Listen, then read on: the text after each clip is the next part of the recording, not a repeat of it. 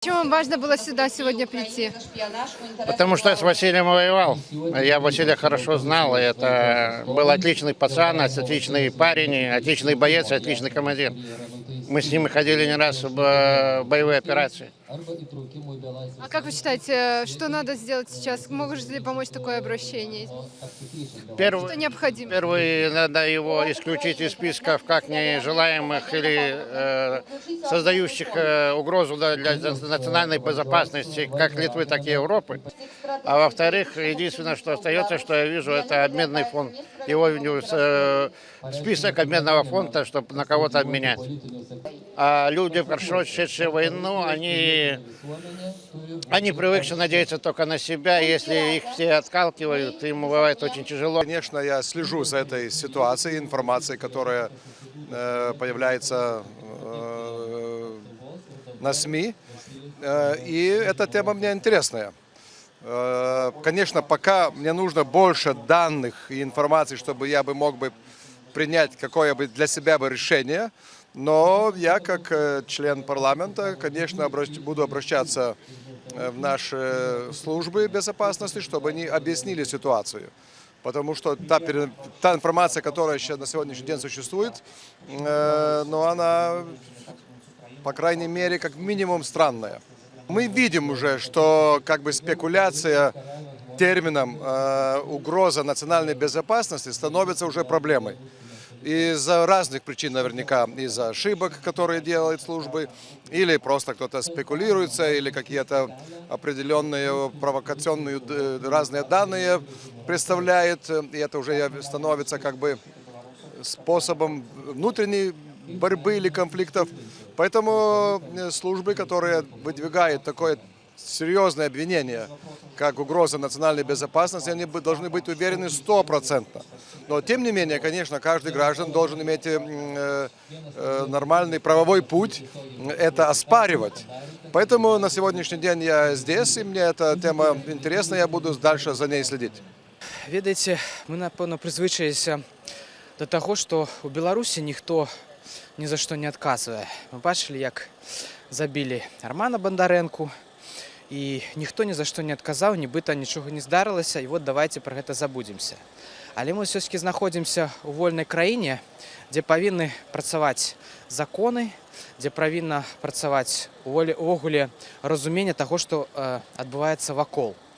Таму мы бачым зараз, што у Літве адбыліся выбары, прыйшлі новыя, так скажем, улады. Гаспадар Палуцка стаў прэм'ер-міністрам, гаспадар Сквернялі стаў кіраўніком Сейму. Вось таму хочацца, канешне, перш за ўсё звярнуцца, напэўна, да іх, каб яны зразумелі, што беларусы тут прыехалі не проста, каб бавіць нейкі час, каб займацца немаведама чым. Беларусы зараз, напэўна, першыя, хто знаходзіцца поруч з украінцамі, не толькі спрабуючы зрынуць сваю дыктатуру, але перш за ўсё абараніць Украіну, праз яе абараніць Беларусь. Таму хацелася б, каб і ўлады ў Літве разумелі, што трэба ставіцца адпаведным чынам да тых, хто абараняе перш за ўсё іх, хто абараняе Еўропу коштам свайго жыцця. В 2022 году мне пришлось бежать из Беларуси из-за того, что к нам домой начали приходить милиции. То есть мы перебежали нелегально границу и попали в Литву. С 2022 я подалась на политическое убежище, и у меня уже несколько отказов. В марте этого года у меня был очередной отказ с условием, что мне нужно было депортация в Беларусь. Я взяла документы и решила и уехала в Австрию подальше, потому что я боялась возвращаться в Беларусь, мне было очень страшно. Уехала в Австрию, в Австрии было полгода, у меня через полгода был в Австрии отказ, так как Литва написала письмо о том, что она обязуется рассматривать мое дело, так как она была первая страна. Приехав в Литву, меня задержали, и 5 недель я находилась в Пабраде. Мне сразу не принимали заявление на политическое убежище. убежище. Меня хотели в тот же день, как задержали, депортировать в Беларусь, так как я уехала. При том, что я показывала решение Австрии о том, что Литва обещала меня рассмотреть мое дело, и они не хотели вообще принимать мое политическое прошение. Спустя 5 недель все-таки они приняли мое прошение и не хотели меня отпускать в Поброде, но благодаря тому, что у меня есть парень, он написал свое, что он обязуется меня обеспечивать, содержать, и благодаря всем организациям, куда мы обратились, меня выпустили. Но сейчас мне нужно отмечаться каждую неделю, звонить в Поброде, говорить, что я здесь нахожусь в Литве. Вот был суд, очередной, второй суд уже, находясь здесь, по поводу депортации в Беларусь. Сейчас у меня прошел буквально месяц назад суд, и опять было решение отрицательное. Мы подали в высший суд на обжалование. Сейчас ждем, когда уже назначат нам решение, и опять же меня могут в любой момент также депортировать. Я сейчас нахожусь в состоянии депрессии, мне очень страшно, я как представлю, что я поеду в Беларусь. К маме уже домой приходили, был обыск, искали меня, почему-то они были уверены, что я уже вернулась в Беларусь. Скорее всего, у меня будет отказ, и куда ехать, я не знаю, но в Беларусь мне просто опасно возвращаться. Пишут, что из-за того, что у меня мало доказательств, все доказательства косвенные, но это у меня фотографии, видео, мы давали также интервью с Алексеем дома, к нам приезжали журналисты, мы давали интервью, рассказывали, как мы нелегально пересекли границу вместе, как мы в 2020-м ходили на все митинги, акции протеста, на женские марши. То есть доказательств, как мне кажется, достаточно, чтобы хотя бы какой-нибудь документ дать, международную защиту, какую угодно.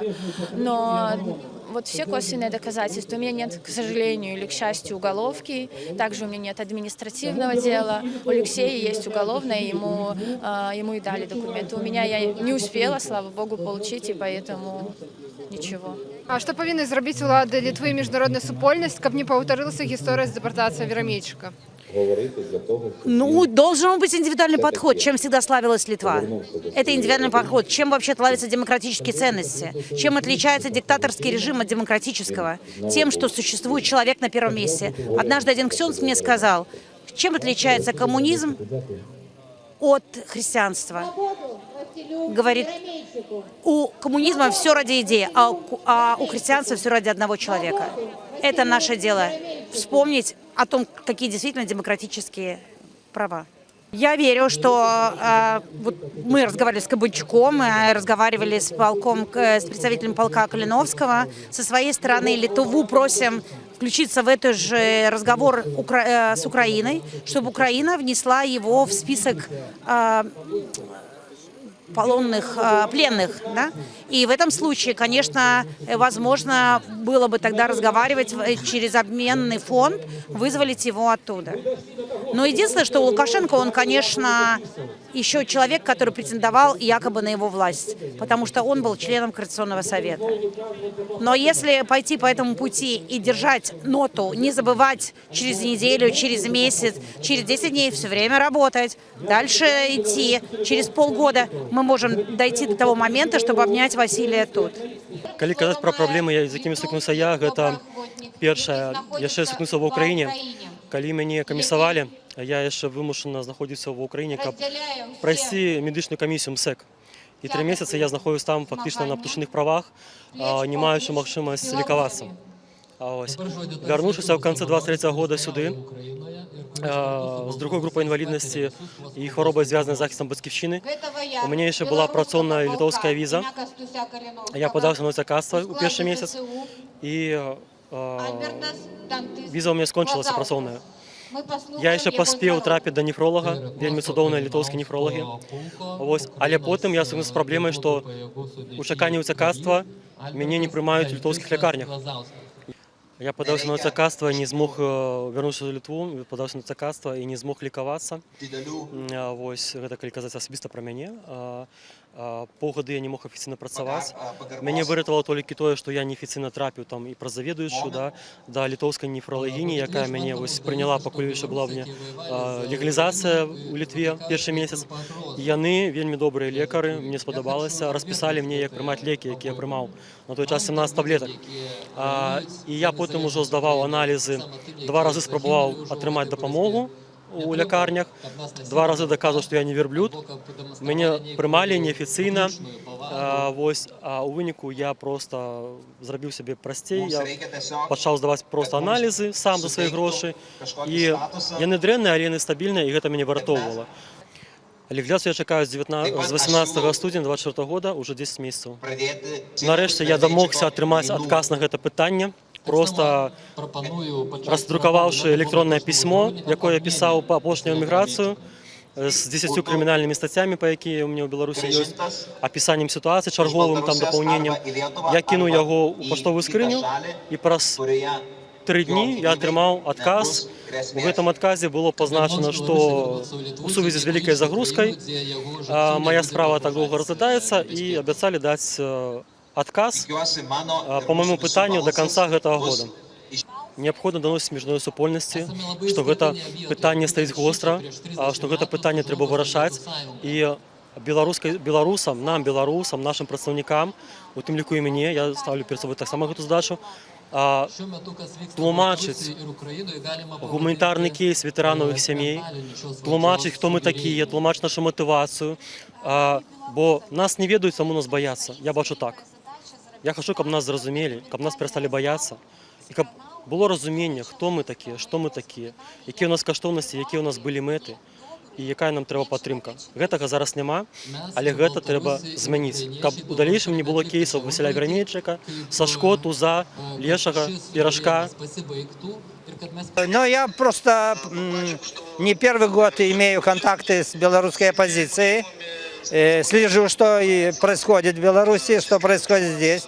Но мы знаем, что меняется правительство, меняются министры. Я думаю, что новый министр внутренних дел, может, пересмотрит эти формуляры бюрократские, извините, которые просто записаны, если человек работал в какой-то структуре, он сразу зачисляется врагом демократии. Ну, так не должно быть. Надо смотреть более шире на проблемы, с которыми сталкиваются люди, и почему они не в своей стране, а здесь. Ну, не с желание просто здесь быть, потому что там режим, который преследует их. Вы считаете, надо ли, чтобы поменялась вот эта вот позиция Литвы? Я думаю, что просто не должно быть очень все формально делаться.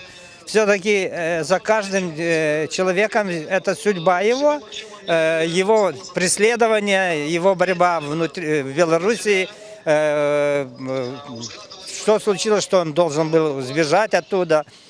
На все надо смотреть, а не только формально, что он был, допустим, милицейским. Ну, это или женщине, которой 90 лет, несет угрозу литовской безопасности. Ну, анекдот. Ну, просто я не могу больше ничего. И грустно, и смешно.